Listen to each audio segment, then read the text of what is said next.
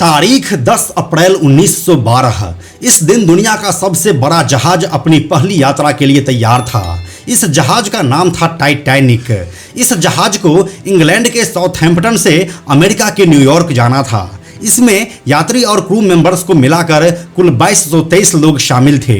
यह जहाज अपनी पहली यात्रा में निकला और अटलांटिक महासागर में बर्फ के एक चट्टान से टकराकर डूब गया। इस दुर्घटना में कुल 1517 लोग मारे गए और 706 लोग जिंदा बचे। यह घटना अपने आप में इतना ज़्यादा विनाशकारी था कि आज भी लोग इसे याद करके सिहर उठते हैं। इस घटना पर बनी फिल्म टाइटैनिक आज करीब 25 साल बाद भी दुनिया की सबसे ज़्यादा कमाई करने वाली फिल्मों में से एक है। इसके बाद अब हाल ही में क्या हुआ है कि इंग्लैंड की एक कंपनी है ओशियन गेट। इस ओशियन गेट कंपनी के पास एक सबमरीन है जिसका नाम है टाइटन।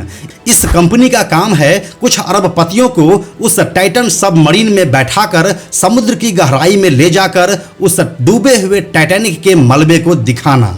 अब कुछ अरबपतियों ने शौकिया तौर पर हजारों डॉलर्स खर्च करके उसी सबमरीन में सवार होकर उसी टाइटैनिक का मलबा देखने समुद्र की गहराइयों में उतरा, लेकिन वह वहां से बचकर बाहर नहीं निकल सका।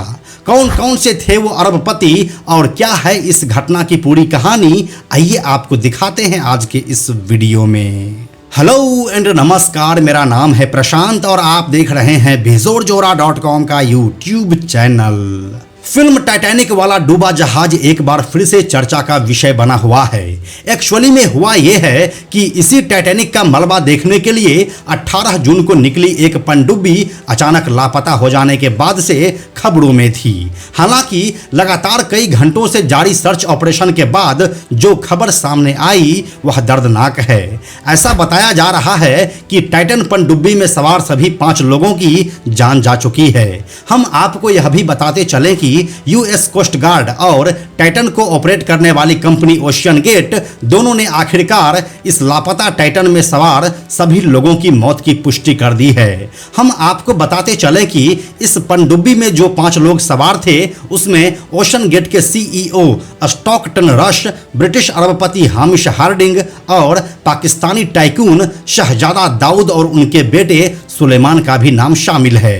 22 जून को ही यूएस कोस्ट गार्ड को सर्च ऑपरेशन के दौरान अटलांटिक सागर की तलहटी में टाइटैनिक के पास एक मलबा दिखा। इसी के साथ जिस सबमरीन को दुनिया भर की निगाहें तलाश रही थी, यूएस कोस्ट गार्ड की तरफ से प्रेस कॉन्फ्रेंस में कह दिया गया कि हमें जो मलबा मिला वो टाइटन यानी कि उसी सबमरीन का है जो वहां पर 5 लोगों को लेकर गई हुई थी।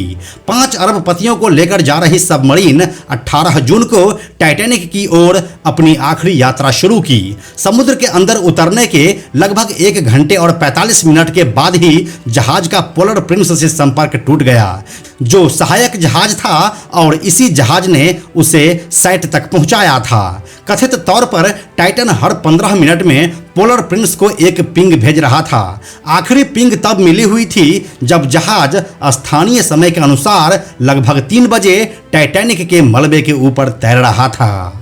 कुल मिलाकर बात यह है कि एक अजीबोगरीब शौक की वजह से ये अरबपति अब हमारे बीच नहीं है।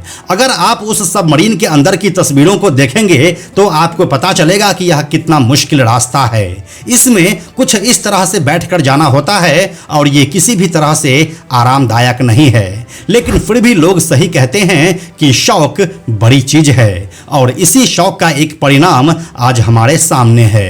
अब इसी घटना के ऊपर टाइटैनिक फिल्म के डायरेक्टर जेम्स कैमरून ने भी अपना रिएक्शन दिया है। उन्होंने कहा है, मैं हैरान और चिंतित हूं। मृतकों के परिवार को पिछले 4 दिनों से झूठी उम्मीदें दी जा रही थी। ये बहुत ही दर्दनाक है।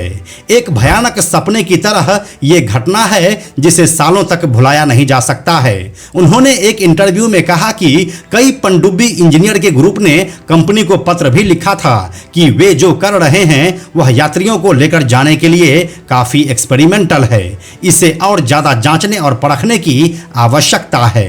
हम आपको बताते चले कि टाइटैनिक का मलबा देखने के लिए जेम्स कैमरून खुद 33 बार गहरे समुद्र में उतर चुके हैं। उन्होंने इसी नाम से साल 1997 में फिल्म भी बनाई थी जिसे वर्ल्ड सिनेमा का क्लासिक माना जाता है।